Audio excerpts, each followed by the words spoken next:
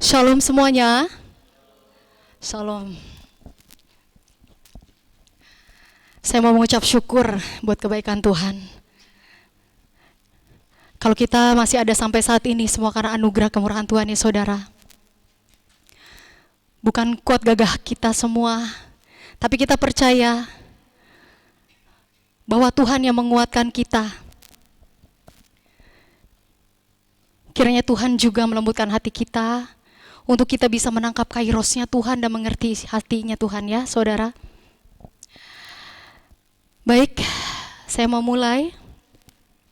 Kita mau sama-sama belajar firman-Nya Tuhan hari ini. Jujur kalau secara daging saya nggak siap ya saudara. Tapi saya mau coba belajar taat. Karena biar kehendak Tuhan yang terjadi.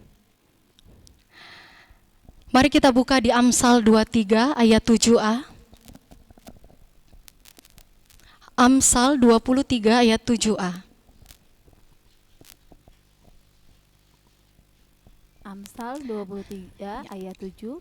Sebab seperti orang yang membuat perhitungan dalam dirinya sendiri, demikianlah ia, silahkan makan dan minum, katanya kepadamu, tetapi ia tidak tulus hati terhadapmu. Ya, kita sampai sebab seperti orang yang membuat perhitungan di dalam dirinya sendiri.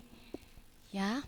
Jadi di dalam diri kita sendiri itu sebenarnya itu banyak banget kayak pikiran-pikiran, paradigma, ya saudara, pola pikir, cara pandang, ya saudara ya di sini dibilang sebab seperti orang yang membuat perhitungan dalam dirinya sendiri.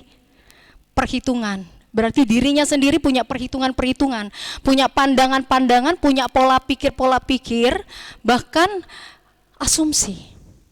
Sama aja ya saudara ya. Yang sepertinya itu kayaknya kelihatannya benar tapi belum tentu benar menurut firman Tuhan. Kadangkala asumsi kita, cara pandang kita, pola pikir kita itu dipengaruhi sama keadaan, sama situasi, saudaraku. Ya. Bahkan terkadang dari masa lalu. Contohnya mungkin didikan orang tua, didikan suami ya saudara ya. Kadang dipengaruhi oleh itu, saudara. Jadi asumsi itu kayak dugaan, perkiraan, praduga yang belum tentu kebenarannya, tetapi itu kita sudah percaya.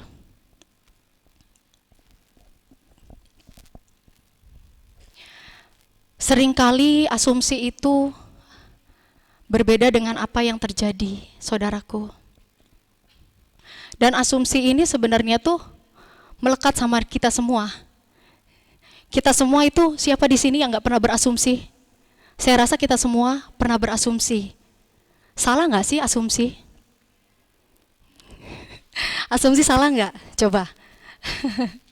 Neng Rita salah nggak? Sebenarnya asumsi itu tergantung dari ukuran apa yang kita pakai. Kalau kita pakai ukurannya manusia, pasti salah saudara. Kita pakai pola pikirnya, pakai pola pikir kita, asumsinya pakai asumsi kita, itu kita salah. Tapi kalau kita mau pakai ukurannya Tuhan, pasti benar ya saudara. Tapi kebanyakan dari kita enggak gitu. Kenyataannya, pola pikir yang kita pakai, asumsi yang kita pakai, itu semua dari pikiran manusia. Kayak contoh, nah asumsi ini, pola pikir ini kadang itu merugikan diri sendiri bahkan orang lain saudara. Contoh misalnya ya, saya pernah ngerasa yang namanya tuh sakit, misalnya gitu ya. Saya ngomong sama Bude Wati, aduh Bude, badan saya ngerasa gerges-gerges ini, sendi-sendi saya pada linu nih Bude. Saya demam, saya meriang, kayak gitulah, banyak yang saya sebut-sebutin. Tiba-tiba Bude Wati bilang, wah jangan-jangan kena ini Bu, misalnya ya, tolak dalam nama Yesus, kayak gitu. Akhirnya saya pulang tuh saya kepikiran, saya mikir benar nggak ya yang Bude Wati bilang, jangan-jangan kayak kena virus ini ABCD. Saya pikirin, akhirnya saya ngelamun, saya pikirin itu sampai saya mungkin susah tidur. Itu kan ngerugiin diri sendiri ya saudara. Ada juga yang sampai bisa merugikan orang lain saudara. Asumsi ini bahaya saudaraku. Pola pikir kita ini bahaya. Contoh misalnya, saya ada satu cerita ya saudara. Ada satu penjahit tua di satu kota. Penjahit ini terkenal dengan jahitannya bagus. Sampai di kota itu tuh banyak banget orang-orang yang semua jahitnya hampir semuanya keseluruhannya itu dari kota ini sampai ke kota luar pun sama beliau gitu kan. Nah, otomatis omsetnya masuk banyak. Ada satu ketika satu orang miskin datang ke beliau, dia bilang, "Pak penjahit tua," dia bilang, "kamu kan omset banyak nih, gitu ya, omset banyak, masukan banyak. Kok kamu nggak berbagi sih sama orang-orang susah, sama tetangga-tetanggamu? Padahal di ujung sana tuh ada tukang daging, dia tuh nggak kalah lebih sulit dari kamu kehidupannya, tapi dia hampir tiap hari loh, hampir tiap hari dia itu memberikan sumbangan dagingnya sama orang-orang susah di sekitarnya. Loh kamu apa? Padahal kamu lebih dari dia." Penjahit tua itu cuma tersenyum ya saudara. Dia nggak bilang apapun, dia cuma tersenyum. Akhirnya si orang miskin ini pulang, dia ceritain semuanya sama tetangga-tetangganya. "Wah, saya datang ke sini," dia ceritain begini. Tidak direspon sama penjahit tua ini. Oh, ternyata orang ini mungkin pelit segala macam. Dia bilangnya seperti itu ya saudara ya. Nah, karena sudah melebar, asumsinya itu menjadi liar, melebar ke sana ke sini, akhirnya orang punya pikiran pandangan ke tukang jahit ini seperti si orang miskin. Satu ketika si penjahit ini sakit. Dan alhasil karena sudah diceritakan ABCD, orang ikut membenci dia, akhirnya tidak ada satupun yang datang. Hanya beberapa aja gitu yang datang. Seperti itu, sampai akhirnya meninggal. Setelah meninggal kurang lebih 1 minggu kemudian, si orang miskin ini bingung, kok kayaknya tukang daging ini kok nggak datang-datang ya?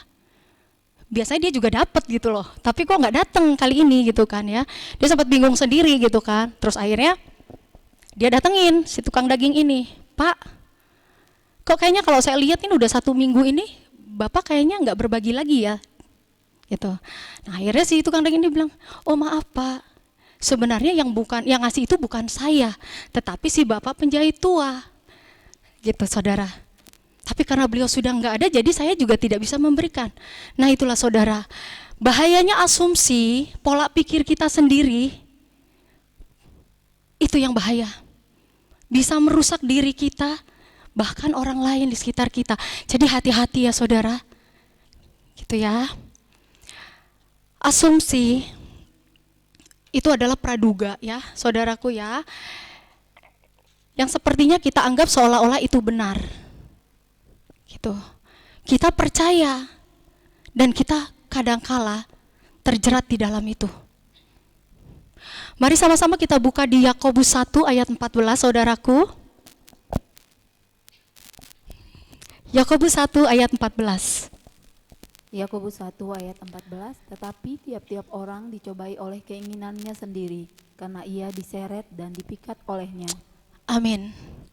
Tetapi tiap-tiap orang dicobai oleh keinginannya sendiri ya saudara, karena ia diseret dan dipikat olehnya. Jadi kadang-kadang masalah itu datangnya kebanyakan dari pikiran kita sendiri saudara, dari asumsi kita sendiri saudara. Asumsi itu disusul sama tindakan yang akhirnya itu mendatangkan hukuman. Pikiran kita dipikat, pikiran kita diseret, dibuahi, dan akhirnya mendatangkan dosa. Kita dipikat dulu, diseret, dibuahi, dan akhirnya berdosa.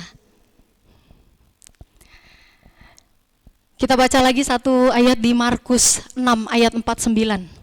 Markus 6 ayat 49.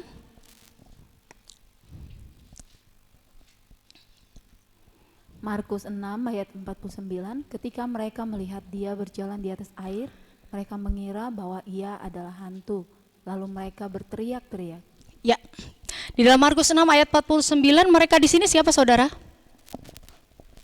Murid-murid Yesus ya. Murid-murid Yesus yang setiap hari itu berjalan sama Yesus, yang menyaksikan kuasanya Yesus, mukjizatnya Yesus, pastinya sudah ngerti, sudah cukup lebih paham tentang Yesus, tapi masih menyangka, menduga, berasumsi kalau Yesus itu hantu. Ngeri ya saudara.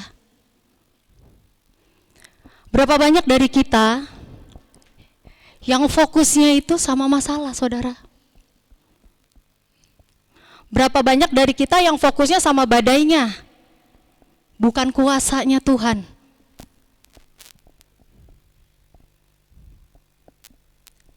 Kenapa bisa begitu? Karena ada asumsi.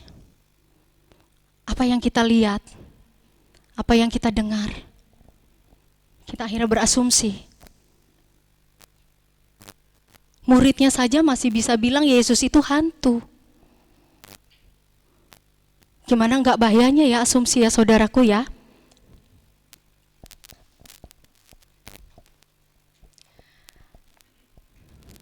Kalau asumsi terus dibiarkan saudara, berapa banyak rumah-rumah tangga, hubungan saudara, keluarga, pertemanan hancur cuma karena asumsi.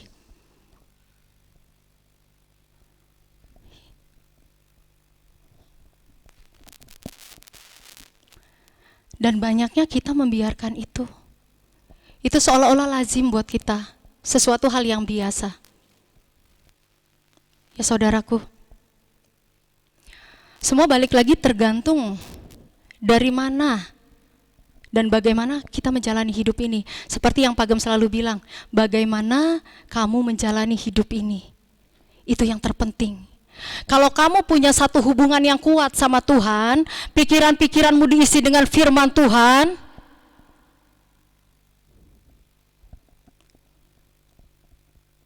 firman yang akan berlaku saudara. Tapi nggak mudah ya, sangat nggak mudah.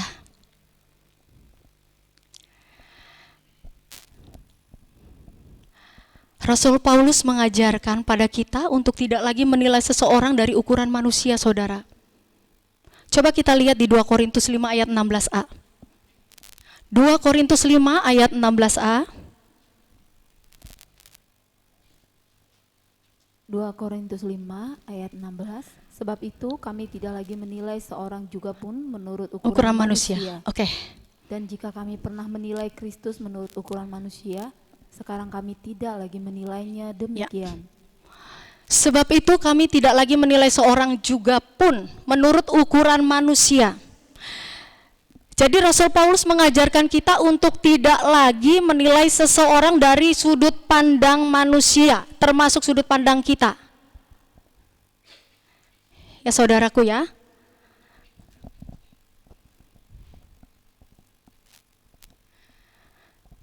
Jadi alangkah lebih baiknya kalau kita mengevaluasi seseorang berdasarkan cara sudut pandangnya Tuhan.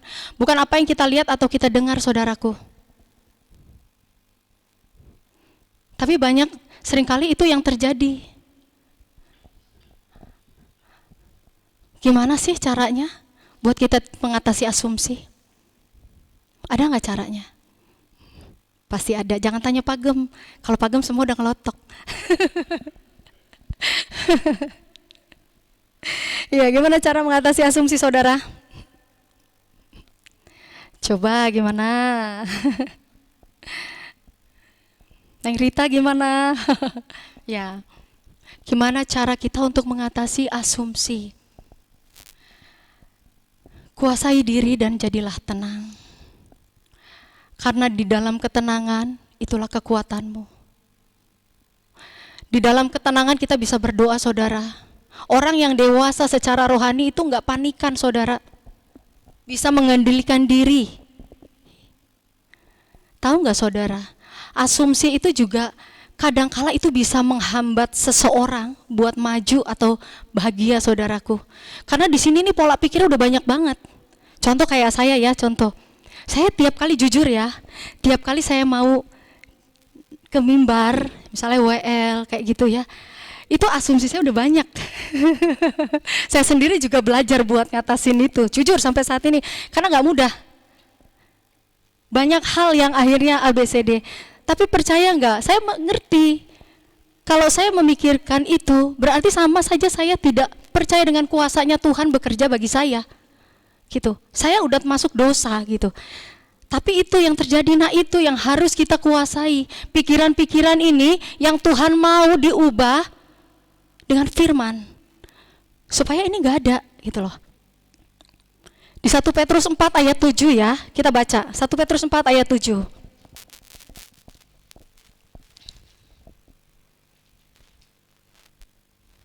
1 Petrus 4 ayat 7, kesudahan segala sesuatu sudah dekat. Karena itu kuasailah dirimu dan jadilah tenang.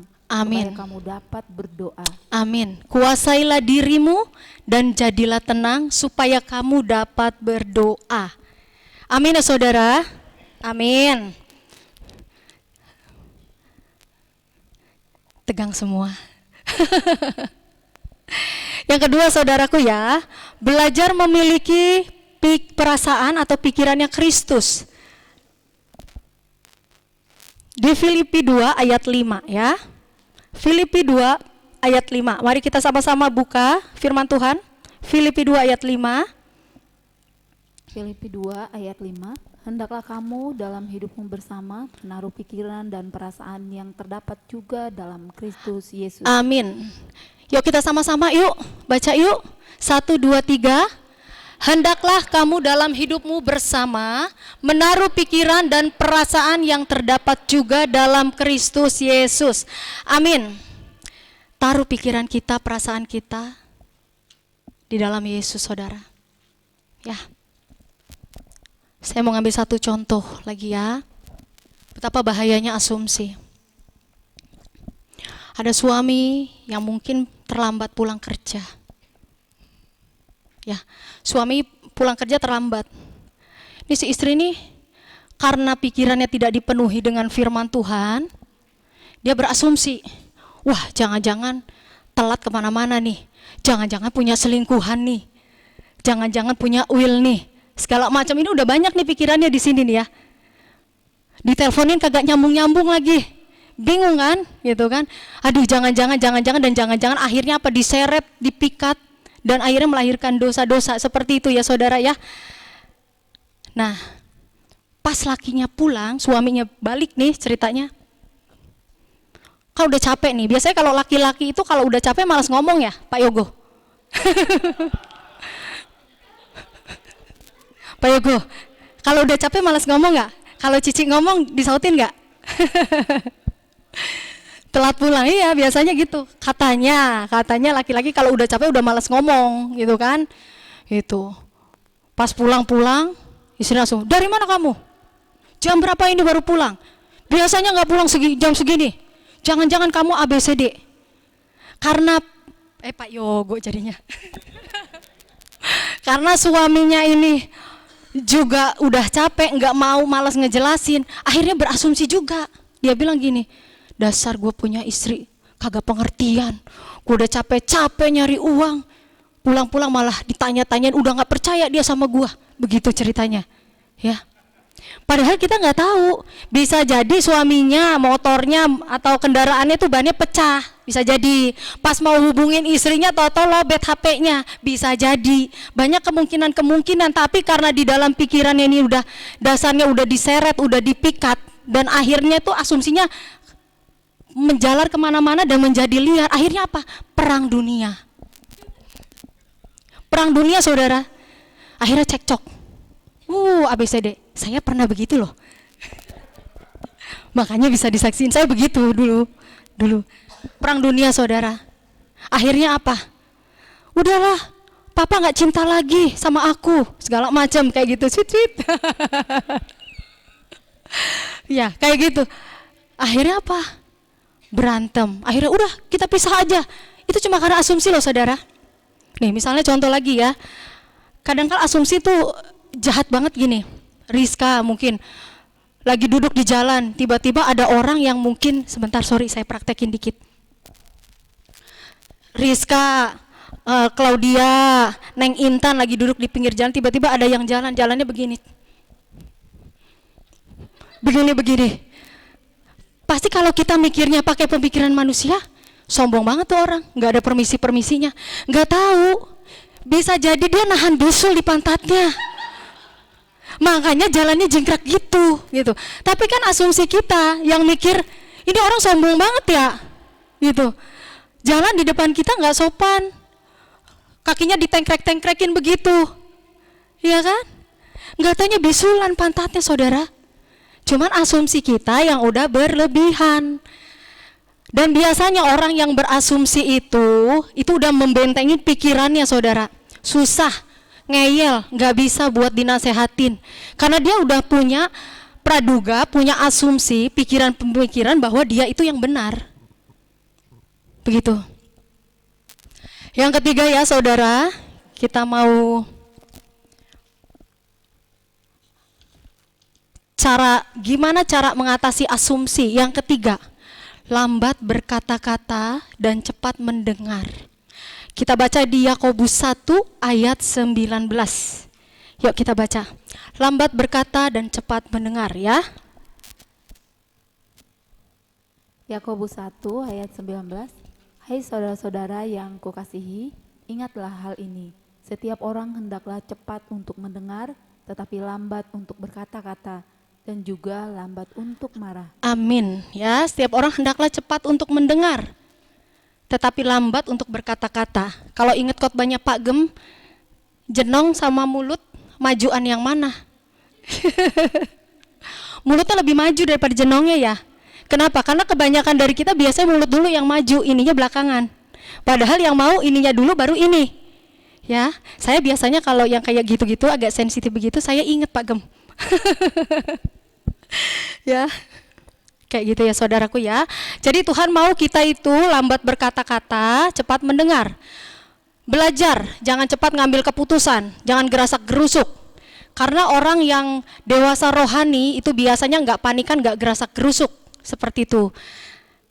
Ya saudaraku ya, belajar memikirkan hal-hal yang manis, yang mulia, yang sedap didengar, yang patut dipuji. Ya, kalau nggak salah itu di Filipi 4 ayat 8, nanti kita baca masing-masing saja ya. Berapa banyak dari kita saat diperhadapkan dengan masalah atau orang-orang yang nyebelin banget, dipikirin, direnungin. Kadang-kadang jengkel sendiri ya, kecewa sendiri, kesel sendiri, greget sendiri sampai nggak bisa tidur. Banyak dari kita yang seperti itu. Saya juga masih belajar. Saya dulu juga tipe orang yang kayaknya kalau dengar omongan orang tuh saya nggak bisa tidur, saya pikirin aja. Gitu loh. Kayaknya gimana gitu perasaan. Sampai nggak bisa tidur, saudara. Kalau dipikir-pikir on ya. Gitu kan? Kita mikirin sesuatu yang sebenarnya belum tentu. Gitu. Tapi kita udah mikirin itu, kenapa? Karena asumsi. Karena pikiran-pikiran kita. Gitu kan? Seharusnya saat kita diperhadapkan sama hal itu, kalau kita punya suami, punya istri, atau pasangan hidup ya, atau kita nemuin orang-orang yang jengkelin kita, yang nyebelin gitu kayaknya gitu ya. Kita bukan lihat dianya, bukan lihat masalahnya, apa yang dia lakuinnya, tapi coba lihat janji Tuhan atas orang itu. Tuhan janji apa sih sama orang itu? Keselamatan. Tuhan janji apa sih sama orang itu? Pertobatan. Tuhan janji apa sih sama orang itu? Kita ingatnya itu, saudara. Kalau kita ingatnya apa yang dia lakuin, nggak akan kelar-kelar. Tambah berkembang. Liar, asumsi kita semakin liar, semakin liar. Tapi kalau kita ingat janji Tuhan atas orang itu,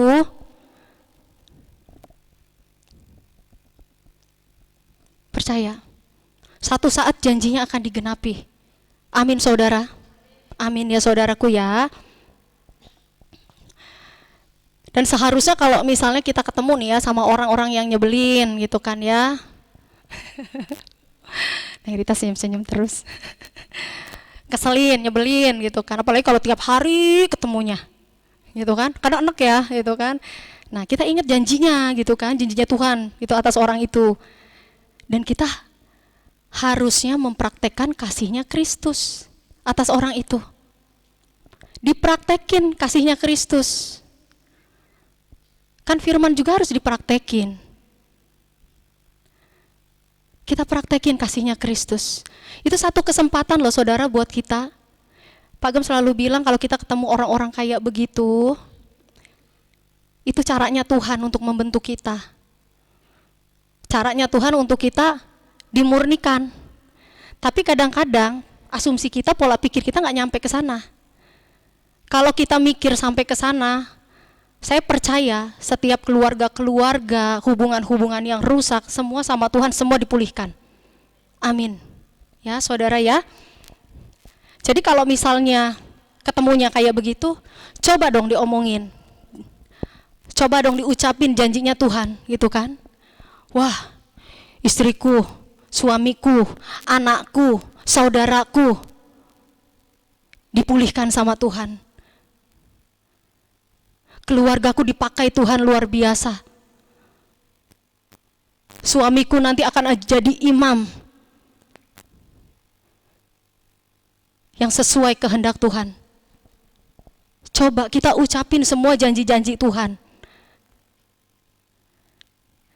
Kita pikirkan semua hal-hal yang baik, yang mulia, yang sedap didengar, yang patut dipuji. Pikirin perkara-perkaraan yang di atas. Sekalipun pada kenyataannya tuh proses yang kita lalui nggak begitu. Badainya tuh nggak begitu. Karena kenapa?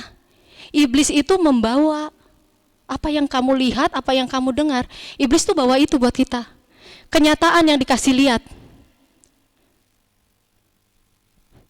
Tuh lihat suami kamu udah didoain tiap hari, udah berapa waktu, berapa lama, puluhan tahun mungkin, ada yang belasan tahun, gak berubah-berubah tuh. Mana janjinya Tuhan? Iblis bisa aja mengintimidasi kita kayak gitu. Dia mau kita ngambil itu. Pas kita pulang, bener aja, kenyataannya begitu. Kok bukan tambah baik ya gue doain, gitu kan? Dengar perkataan-perkataan yang negatif, kita ambil itu maunya iblis. Tapi Tuhan gak mau kita ambil itu. Tuhan mau kita tidak melihat namun percaya. Gampang gak? Enggak ya Pak Gem, enggak gampang banget Pak Gem. Itu makanya apa? Ikut Tuhan itu siapa bilang? Enak. Gak enaknya di mana saudara? Pak Gem selalu bilang gak enaknya di daging. Dagingnya yang hancur saudara. Ikut Tuhan itu gak enak di daging. Habis. Dilumatin. Ya saudara ya. Tuhan mau kita percaya sekalipun tidak melihat. Kenapa? Iman. Tuhan mau kita beriman. Kenapa saudara? Iman itu menarik kuasanya Tuhan. Iman itu menarik mujizatnya Tuhan bekerja atas hidupmu dan saya. Kita baca di 2 Korintus 5 ayat 7. 2 Korintus 5 ayat 7 ya saudara. 2 Korintus 5 ayat 7. 2 Korintus 5 ayat 7. Sebab hidup kami ini adalah hidup karena percaya, bukan karena melihat. Amin. Yuk semangat sama-sama kita katakan dengan iman. Sebab hidup kami ini adalah hidup karena percaya, bukan karena melihat. Amin ya saudara ya. Contoh, saya kasih contoh lagi. Wanita yang 12 tahun pendarahan. Dia cuma bilang apa? Di dalam kerumunan orang banyak dia cuma bilang asal aku jamah ujung juntai jubahnya Tuhan, aku akan sembuh. Imannya itu bekerja menarik kuasa Yesus saat itu keluar. Sampai Yesus itu bilang, ini siapa? Ada yang mengeluarkan kuasa dari dalam dirinya. Imannya itu menarik kuasa Tuhan untuk keluar. Dan akhirnya apa? Mujizat dinyatakan, wanita 12 tahun pendarahan itu sembuh. Karena apa? Iman. Makanya Tuhan Yesus bilang apa? Imanmu yang menyelamatkan. Imanmu yang menyembuhkan, imanmu yang menyelamatkan. Tapi enggak mudah, saudara. Karena iblis membawa kenyataan. Iblis membawa apa yang kamu lihat, apa yang kamu dengar. Tapi Tuhan mau kita percaya segala sesuatu tanpa harus melihat. Enggak mungkin bisa kalau pikiran kita ini enggak dipenuhi sama firman Tuhan. Karena kita akan melihatnya ini. Apa yang kita lihat, apa yang kita dengar, apa yang kita lihat, apa kenyataannya. Seperti itu. Ya saudara ya. Bagaimana kita memiliki iman? Bagaimana kita memiliki iman? 1, hidup dalam firman Tuhan. Karena iman itu bertumbuh ketika kita mendengar dan merenungkan firman Tuhan. Makanan iman itu firman, saudaraku. Alkitab itu adalah sumber satu-satu kekuatan dan pengharapan bagi kita. Jadi, hiduplah dalam firman. Hidupi firman-Nya. Bergaul. Berhubungan dengan firman. Percaya saudara, sekalipun sulit, kita bisa melewati. Orang yang percaya Tuhan, anak-anak Tuhan bukan berarti tidak punya masalah. Kita semua di sini saya yakin pasti ada masalah. Tapi kenapa kita masih ada sampai saat ini? Kekuatan yang dari Tuhan. Kita bisa lalui semuanya karena ada Tuhan di dalam kita. Kalau bukan karena Tuhan, gak akan mudah, gak akan mungkin. Ya saudaraku ya. Kita baca di Roma 10 ayat 17 saudaraku. Roma 10 ayat 17. Roma 10 ayat 17. Roma 10 ayat 17. Jadi iman timbul dari pendengaran dan pendengaran oleh firman Kristus. Amin. Iman timbul dari pendengaran dan pendengaran oleh firman Kristus. Jadi latih.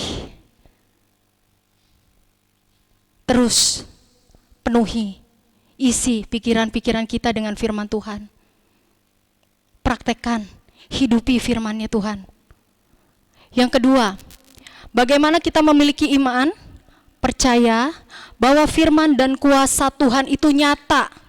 Karena itu adalah perkataan Allah sendiri dan percaya Tuhan sanggup melakukannya. Amin.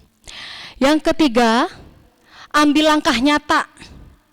Taat, lakukan apa yang Dia katakan. Bukan cuma diam, tapi praktekin.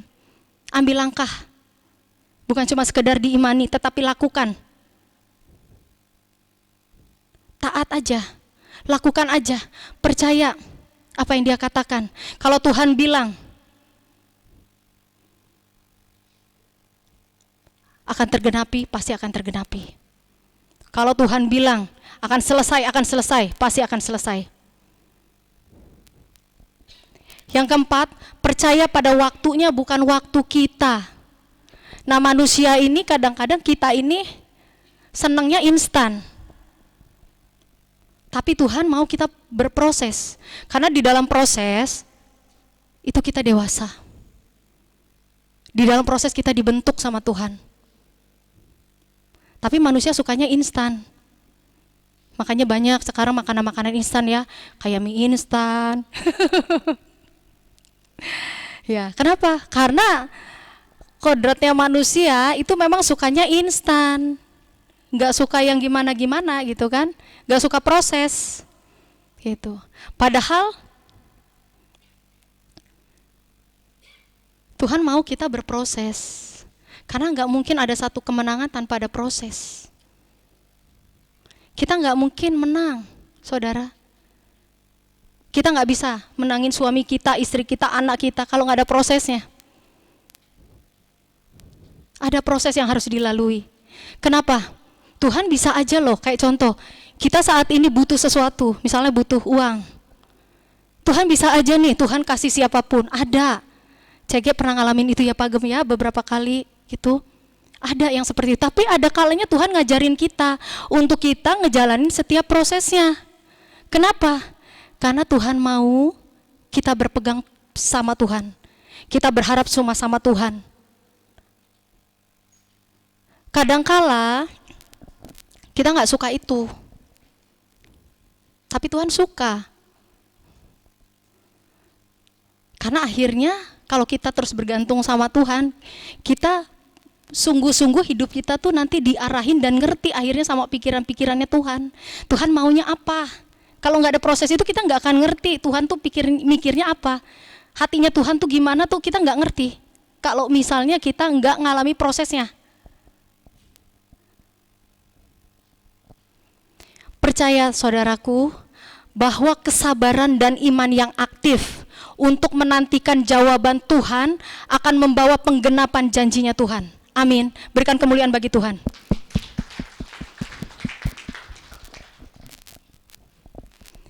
Ada satu cerita ya, biar nggak pada tegang, saya cerita lagi. Bentar, minum dulu. Ini ada sebuah cerita ya, saudaraku ya. Ada seorang jemaat di salah satu gereja. Satu hari dia datang sama gembalanya. Dia bilang begini, Pak Gem, saya mau mengundurkan diri dari gereja ini.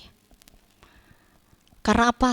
Saya ada tekanan-tekanan dari salah seorang di tempat ini yang bikin saya tuh gak nyaman.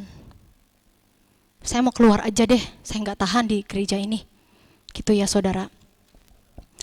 Pak Gemnya itu, beliau nggak berkata apa-apa, dia tersenyum, dia cuma waktu itu dia tersenyum dan beliau berkata begini, oke Ibu, tapi sebelum Ibu melakukan itu, boleh nggak Ibu melakukan sesuatu, gitu kan? Terus dia bilang, oke siap Pak Gem, apa yang harus saya lakukan?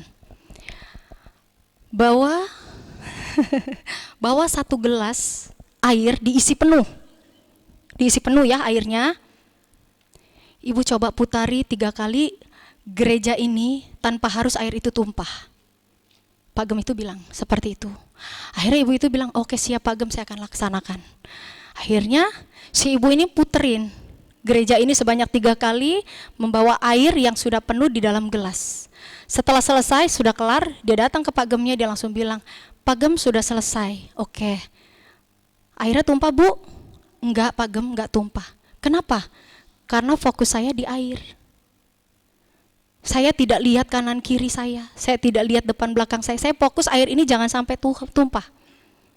Jadi saudaraku, apa yang diambil dari cerita ini?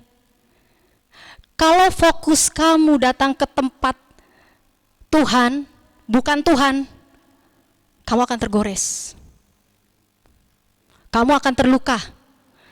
Karena yang namanya gereja dimanapun sama, itu adalah bengkel. Orang-orang yang mau untuk diubah sama Tuhan.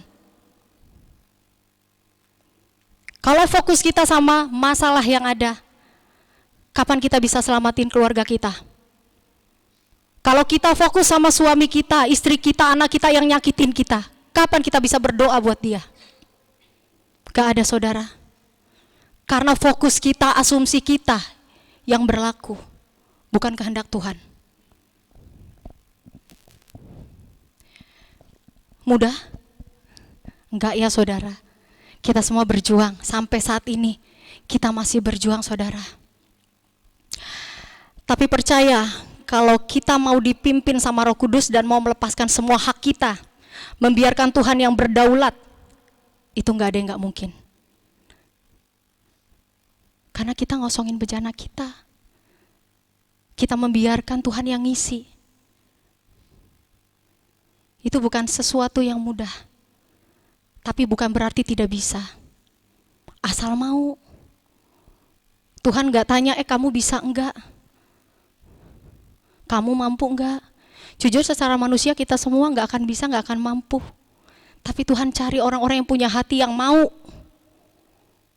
Tuhan mau orang-orang yang sungguh-sungguh mengasihi Dia.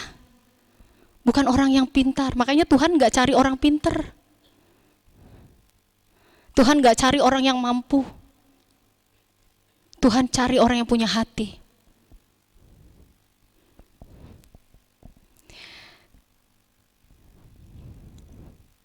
Kalau kita percaya bahwa hidup kita bukan kita lagi, tetapi Kristus yang ada di dalam kita, segala ketetapannya Tuhan, rancangannya Tuhan pasti akan tergenapi di dalam hidup kita.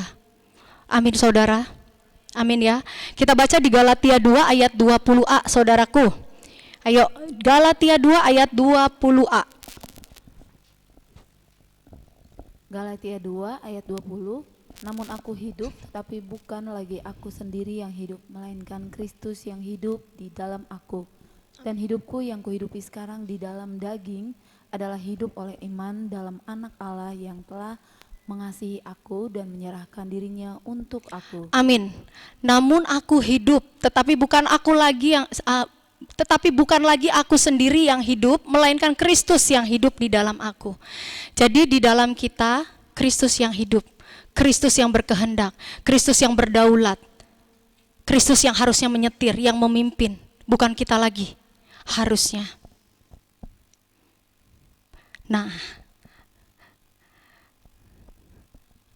yang tadi saya bilang ya, kalau kita ketemu sama orang-orang yang mungkin kadang-kadang dimanapun berada saudara, kita akan ketemu kok sama orang-orang kayak gini. Orang-orang kadang nyebelin gitu kan, kadang ngeselin. Ingat janji Tuhan, praktekkan kasihnya Kristus. Kalau kita ingat sama janjinya Tuhan, coba, waktu misalnya ada si A yang nyebelin banget, terus kita ingat janjinya Tuhan, yang terjadi apa Neng Rita?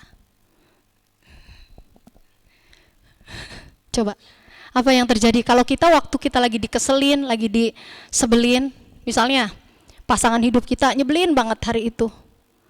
Terus kita ingat, Roh Kudus ngingetin, janji Tuhan akan suamimu, janji Tuhan akan istrimu, anakmu. Apa yang terjadi?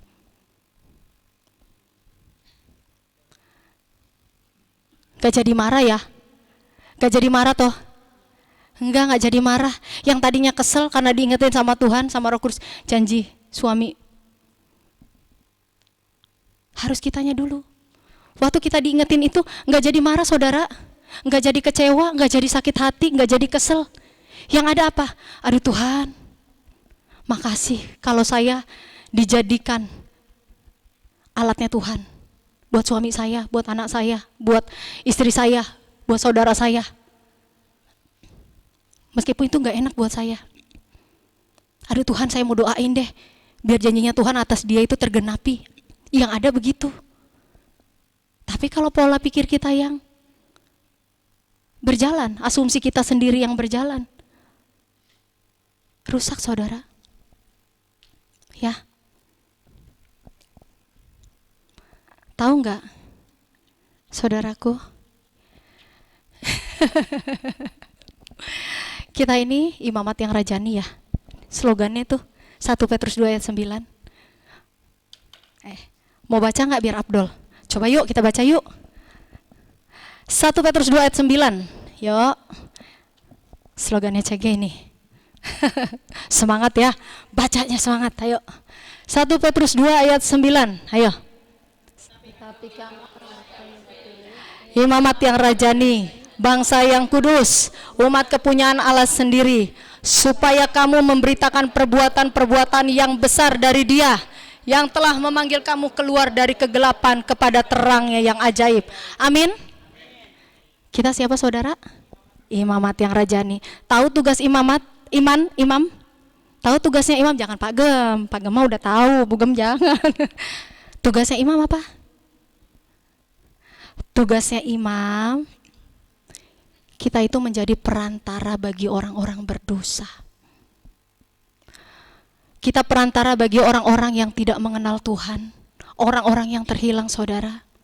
Kamu yang jadi perantara suamimu, kamu yang jadi perantara istrimu, kamu yang jadi perantara anakmu, kamu yang jadi perantara orang tuamu, kamu yang jadi perantara saudaramu, bahkan orang di sekitarmu.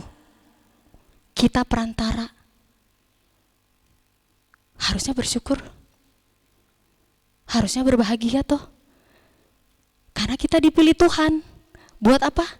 Jadi imam-imamnya Tuhan, perantara bagi orang-orang yang berdosa. Ya saudara.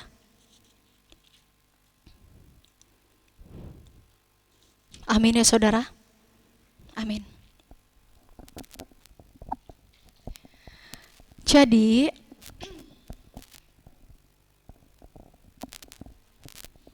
tugasnya imam apa? Menjadi pengantara ya sayang ya. Pengantara bagi orang-orang yang berdosa. Kalau kita mikir sampai ke sana, kayaknya dunia aman-aman aja ya. Semua hubungan pasti baik-baik aja. Gak akan ada masalah. Karena kita mikirnya sampai ke sana. Tapi kebanyakan gak ke sana. Pada saat diperhadapkan, yang pakai ini dulu biasanya. Apa yang dilihat, apa yang didengar, kita langsung berasumsi.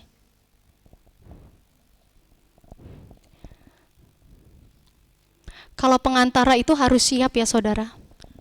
Pengantara itu harus siap semuanya. Siap apa saudara? Ada yang bisa? Jangan pagem. Siap apa? Pengantara itu harus siap apa saudara? Hah? Siap apa? Siap berkorban. Pengantara itu siap berkorban. Siap dirugikan. Siap diperlakukan gak enak. Siap dihianati. Itu pengantara. Coba nanti kalau pas keluar setelah selesai ibadah tanya Pak Gem sama Bu Gem ya. Saya yakin beliau adalah hamba-hamba Tuhan yang sudah melewati semua ini. Dan hidupnya menjadi saksi buat kita semua, kita bisa belajar dari kesaksian hidup mereka ya. Amin. Ya.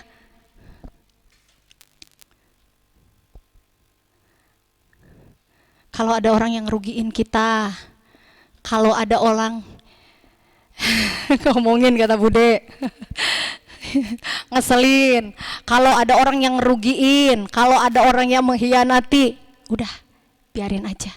Bersyukur aja, Tuhan, aku imamat yang rajani, aku pengantara. Kenapa bisa terjadi itu sama saya? Bukan itu pertanyaannya kalau kita mau jawab. Kok bisa ya orang begitu sama saya? Tinggal jawabnya gampang, sebenarnya simpel. Karena saya imamat yang rajani, imam Tuhan, pengantara orang-orang berdosa, orang-orang yang baru mengenal Tuhan, bahkan tidak mengenal Tuhan. Itu sebenarnya. Bukan mikirin akhirnya gak tidur, aduh gua gak tidur, akhirnya gua gak bisa. Ini begini, si A begini, si ini begini, si ini begini, ngomongin gua begini. Kayak gitu. Tapi kita tahu kita itu siapa, kita milik kepunyaan siapa.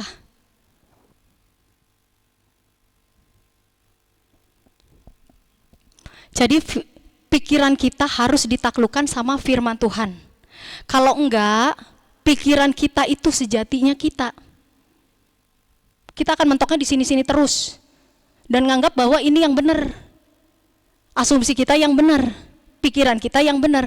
Kenapa? Karena nggak ditaklukin sama firman Tuhan. Jadi pakainya ini terus. Bugem bilang, waktu di khotbah minggu-minggu yang lalu, portalnya tuh di sini. Peperangan terbesar kita tuh di sini, di pikiran. Jalan masuk, keluar masuknya itu di pikiran. Jadi hati-hati di pikirannya. Waktu kita sudah lahir baru, kita sebenarnya adalah manusia roh ya saudara ya. Coba dong colek kanan kiri. Kamu manusia roh. Kamu manusia roh, kita semua manusia roh ya. Amin saudara. Ayo, manusia roh ya. Waktu kita lahir baru kita adalah manusia roh. Manusia roh itu sudah diperbarui. Manusia roh itu sudah dilahirkan kembali. Diciptakan serupa segambar dengan Tuhan. Seharusnya yang mimpin kita itu manusia roh kita, bukan daging kita lagi. Manusia roh ini berkomunikasi langsung sama Roh Kudus, sama Tuhan. Karena Tuhan itu adalah roh. Daging gak bisa masuk, mau dipaksain gimana pun daging gak bisa masuk. Karena Tuhan itu roh. Jadi cuma bisa di dalam roh dan kebenaran. Kita baca di Yohanes 4 ayat 24.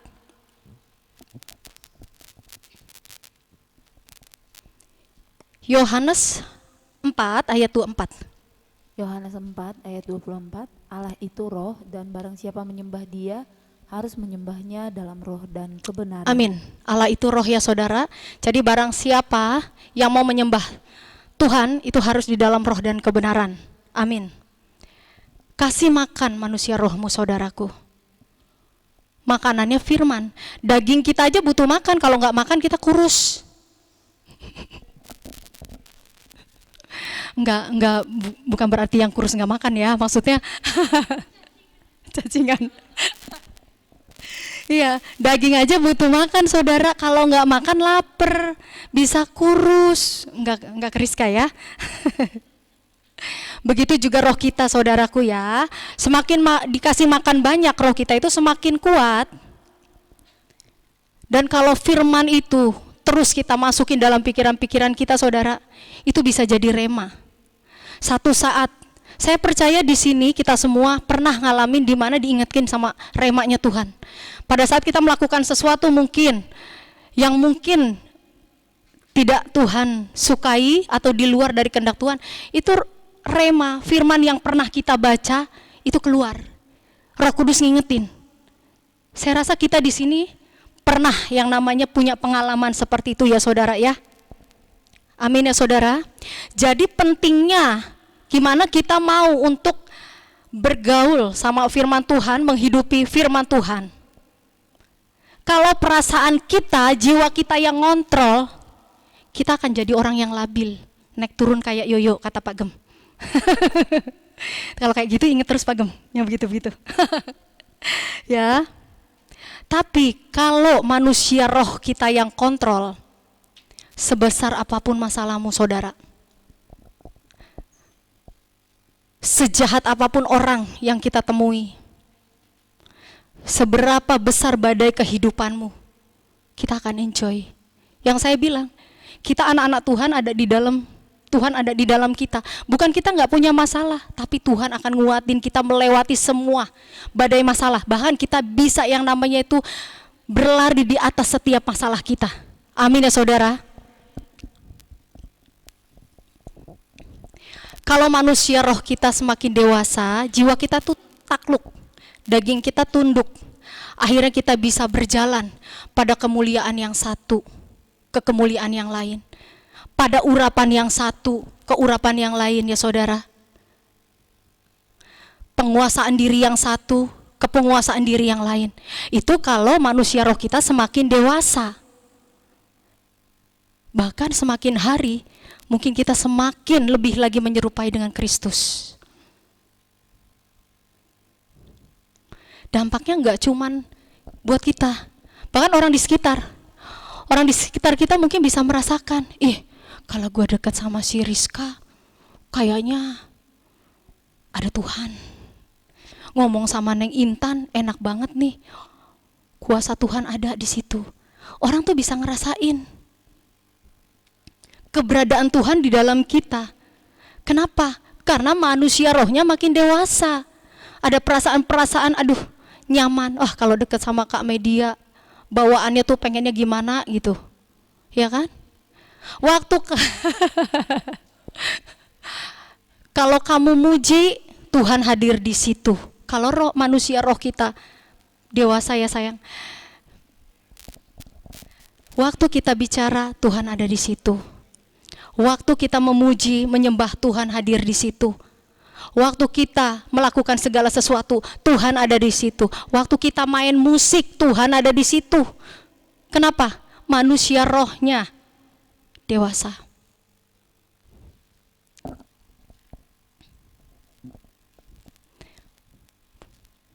Untuk itu kita juga perlu ngerti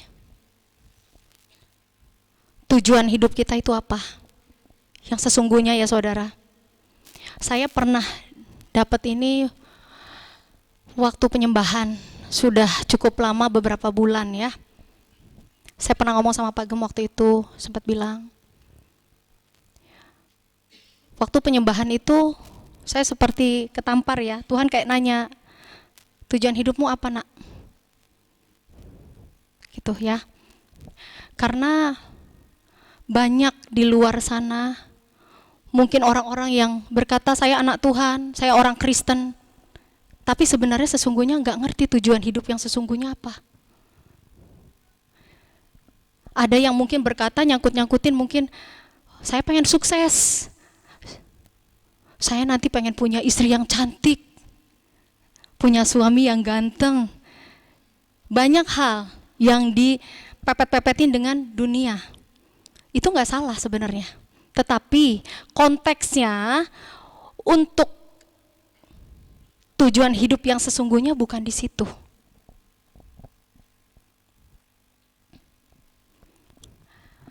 Waktu khotbahnya Pak Gem beberapa minggu yang lalu ya saudaraku, tujuan hidup kita itu Yerusalem baru. Itu nggak salah, itu benar banget. Karena kita berharap satu hari nanti apa yang kita lakukan di dunia ini kita bisa hidup kekal bersama Tuhan di sana. Itu kerinduan kita semua ya saudara. Kita rindu untuk kita nanti sama-sama di sana. Hidup bersama Tuhan. Tapi izinkan saya menambahkan apa yang saya dapat saat itu.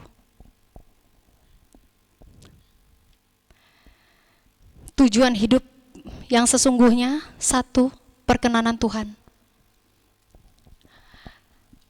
Apa itu perkenanan Tuhan, saudara?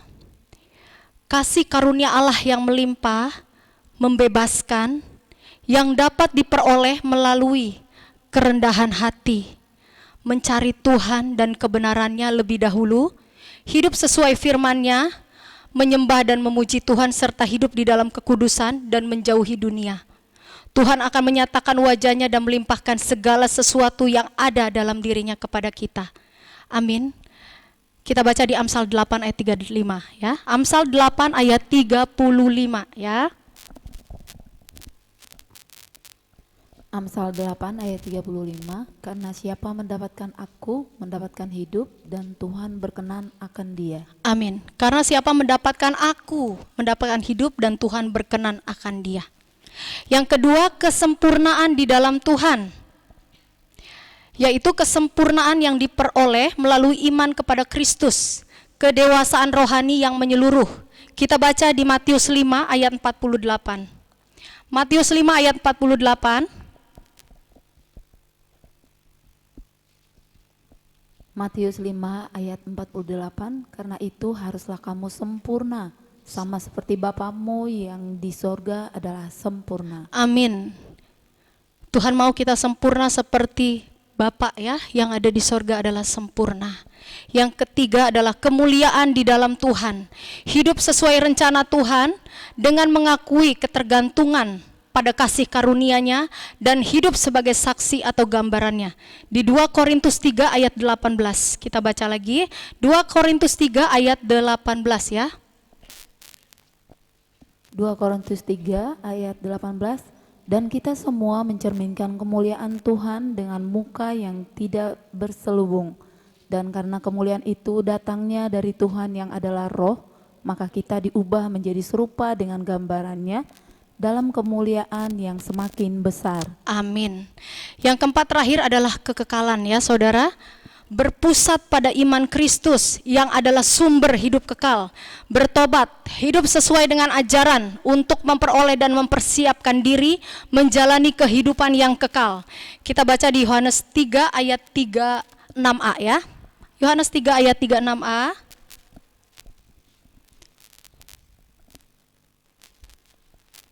Yohanes 3 ayat 36, barang siapa percaya kepada anak, ia beroleh hidup yang kekal, tetapi barang siapa tidak taat kepada anak, ia tidak akan melihat hidup, melainkan murka Allah tetap ada di atasnya. Oke, barang siapa percaya kepada anak, ia beroleh hidup yang kekal. Kita buka lagi di Yohanes 10 ayat 28. Yohanes 10 ayat 28. Yohanes 10 ayat 28, dan aku memberikan hidup yang kekal kepada mereka, dan mereka pasti tidak akan binasa sampai selama-lamanya, dan seorang pun tidak akan merebut mereka dari tanganku. Amin. Dan aku memberikan hidup yang kekal kepada mereka, dan mereka pasti tidak akan binasa sampai selama-lamanya, dan seorang pun tidak akan merebut mereka dari tanganku. Kita buka lagi di Roma 2 ayat 7. Banyak buka firman ya saudara.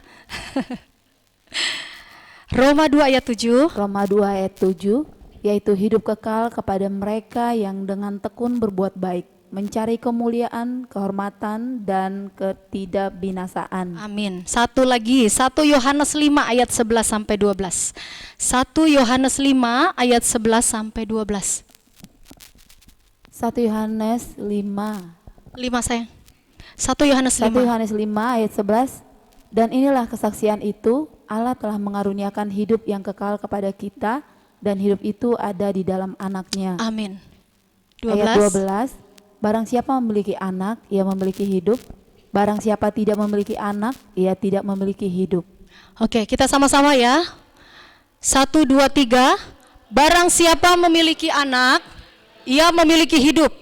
Barang siapa tidak memiliki anak, ia tidak memiliki hidup. Amin, saudaraku.